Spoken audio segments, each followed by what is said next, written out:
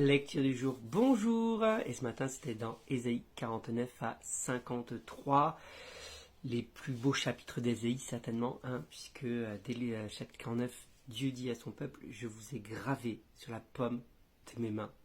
Et ça, c'est pas déjà une annonce de la crucifixion. Jésus a les mains percées et à tout jamais a gravé sur ses mains ce qu'il a fait pour nous, ce qu'il a pris pour nous, le poids du péché qu'il a pris pour nous, et il a gravé sur ses mains l'amour qu'il a manifesté pour nous. Et dans Ésaïe 49, donc on est en moins 700, donc 7 siècles avant que Jésus ne vienne, Ésaïe annonce déjà, Dieu avait déjà prévu la solution. Et c'est un truc c'est incroyable. C'est juste incroyable et je ne cesse de le dire depuis quelques chapitres maintenant, depuis quelques vidéos. Dieu annonce les choses à l'avance et elles s'accomplissent. Personne ne est capable de faire une chose pareille aussi longtemps à l'avance.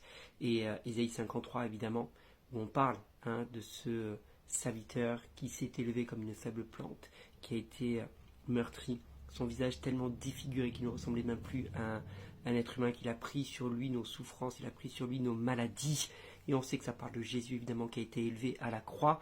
Et ça s'est accompli. Et ça s'est effectivement accompli. Tout ce que Dieu annonce, ça s'accomplit. Et tout ce que Dieu annonce s'accomplit, pas toujours dans le timing qu'on voudrait. C'est ça qui est aussi important de retenir. C'est que là, il a fallu quand même... Ésaïe, c'est à peu près 7 siècles avant Jésus. Il a fallu 700 ans. 700 ans pour que ça s'accomplisse. Mais ça s'accomplit. Et c'est ça qui est incroyable. Et dans nos vies, c'est pareil. Dieu, tout ce que Dieu a promis dans ta vie, ça s'accomplira. Sache que ce sera pas forcément dans le timing que tu voudrais. Nous, on aimerait que la parole que Dieu nous donne s'accomplisse dans l'heure. Parfois, c'est le cas, mais parfois, ça prend des mois. Parfois, ça peut prendre des années aussi avant que ça s'accomplisse. Mais sache que Dieu accomplit toujours ses promesses. Et que dire de plus, si ce n'est que une fois encore, nous voyons la preuve et la manifestation de l'amour de Dieu, non seulement pour son peuple, mais pour toutes les nations, et que dès le départ, Dieu avait prévu l'issue de secours. Dieu avait prévu que si son peuple ne suivrait pas ses commandements, que ce peuple désobéirait, que son peuple ne serait pas fidèle. Il avait prévu déjà, dès le départ, le plan de rachat, le plan pour le ramener à lui, le plan ultime et la preuve ultime d'amour que Dieu allait offrir encore à son peuple. Et ce qu'on voit en permanence au final, c'est un peuple qui s'éloigne de Dieu, un peuple qui lui tourne le dos, un peuple qui lui est infidèle, et un Dieu qui constamment attire son peuple à lui, un Dieu qui constamment cherche à prouver à son peuple qu'il est le véritable Dieu.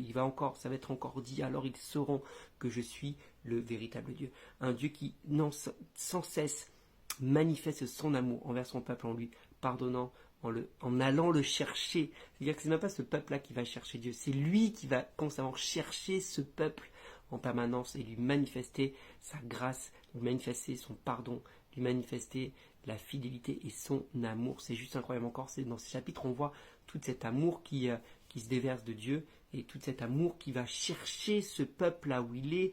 Et je me dis, mais c'est ce que Dieu a fait encore aujourd'hui dans nos vies. C'est la même chose, c'est Dieu qui nous attire à lui, c'est Dieu qui va nous chercher dans le péché dans lequel nous étions, qui nous tire de là, qui nous manifeste sa grâce, qui nous manifeste son amour. Seigneur, tu es vraiment grand, tu es vraiment merveilleux. C'est tellement bon de t'appartenir. Voilà.